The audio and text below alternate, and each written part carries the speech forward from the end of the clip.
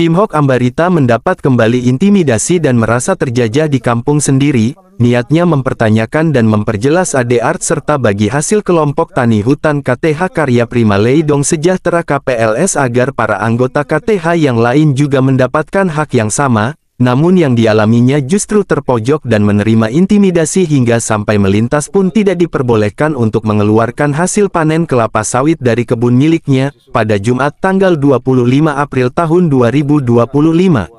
Tampak dari video yang viral hari Jumat lalu telah turun ke lokasi dua aparat desa Air Hitam diantaranya Bendahara Desa merangkap Kepala Dusun Pasar 10 Sugeng, tidak berpihak ke masyarakatnya justru Sugeng menyalahkan Kim Hok Ambarita.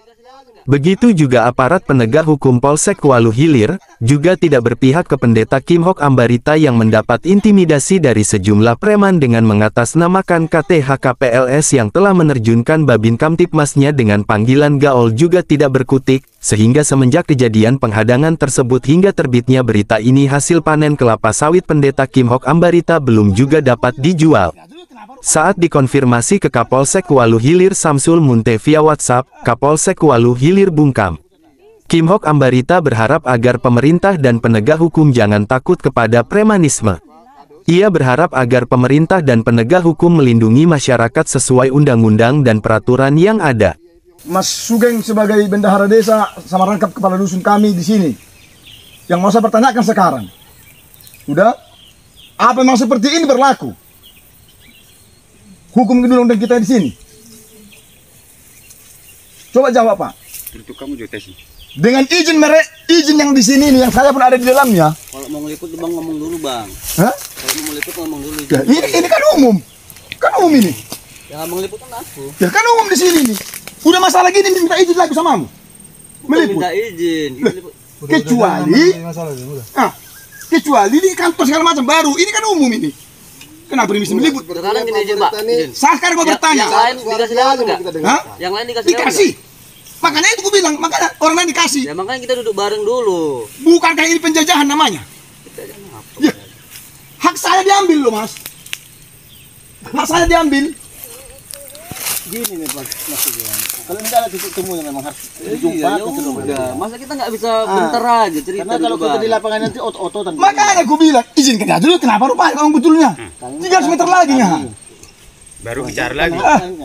Jadi bentrok nanti, jadi bagus saja. Bisa ditemukan, bisa. Jadi tapi ini jangan dari dulu kami dilarang itulah ya, sampai Pak. berapa sampai siap pemanenan. Jangan dilarang. Kadus, dari kami itulah kalau si Kim Hok Ambarita ini menyabut pemberitaan bohongnya kepada media itu yang sudah menyebarkan berita itu, kami silakan. Memang bohong itu, Bang. Bohong itu. Bohong. Bohong. Tapi kenapa nggak bisa dijawab pertanyaan lagi itu? Bohong itu. Pak Nangin pun nggak bisa menjawab. Menjawabnya orang di suara desa aja yang Enggak. Bugono begini. Enggak gini dulu. Pernah Pak Udin dapat taliasi, Pak bagi hasil. Sudah nggak perlu ikan Pernah. hasil Nggak itulah. bisa dibohong, Habis. Kak. Itu Nah, itu betul. berita Tapi bohong. bohong. Tak perlu kita berargumen di sini membuktikan. Tapi kita bohong, dibilang Itu kan tadi. berita bohong habis. Apa masalahnya? Kalau berita bohong seharusnya kan dilaporkan tindakannya, bukan kayak gini caranya.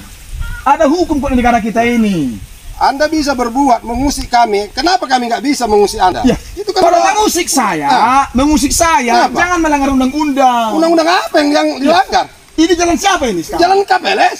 Jalan KPLS ini Iya. khususnya. Iya. Memang udah jalan KPLS ini. Iya, memang jalan KPLS ini. Ada hak. Aku kembali membuat pernyataan bahwa sesungguhnya saya inginkan bahwa kejelasan masalah ini harus benar-benar diperhitungkan. Paling utama kepada teman-teman anggota KPLS yang di luar kerja, yang tidak ikut bekerja di KPLS, mohon perhatikan ini. Saya ini membela hak saudara. Saya ingin kita semua bersama-sama menegakkan keadilan ini. Bagaimana mungkin di kampung kita, di desa kita sendiri, di halaman kita sendiri, kita tidak berkutik dengan seorang Erikson dari Medan. Sudah jelas-jelas pemerintah memberi kita lahan itu untuk menjadi kesejahteraan kita, tapi tidak bisa kita kuasai. Bahkan fungsinya tidak tepat sasaran.